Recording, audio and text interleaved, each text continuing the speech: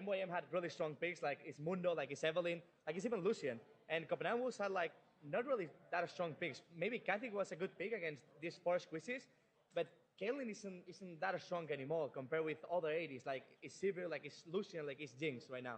Yeah, and Sivir was open, interestingly. Absolutely, but we hear the Forgiven doesn't play it, but I think we can see why. Caitlyn coming in. So talking about team compositions, 56-minute game seems to be a bit of a stall, and that seems to be more apparent here in 3.14. Why is that? Yeah, well, actually, like, defensive match series right now we have, it makes tanks really OP. Like, champions like Mundo is really strong right now in the metagame.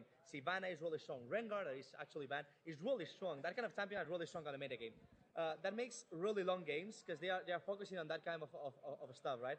Like late game compositions. And we see in this team comp, they have a really late game. That's why Nasus is also really strong.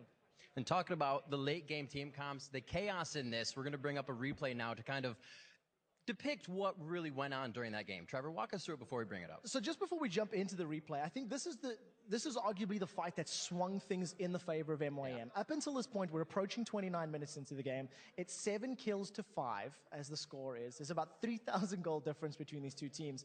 Let me pull the replay up on your screen right now, and you can actually take a look.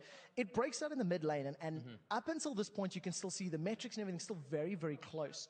But this is another one of these chaotic, sort of messy fights. And, you know, RNA, you can actually talk us through it. Yeah, well, first of all, I would say, like, Copenhagen had only 80 damage. They have full 80 damage with Cathay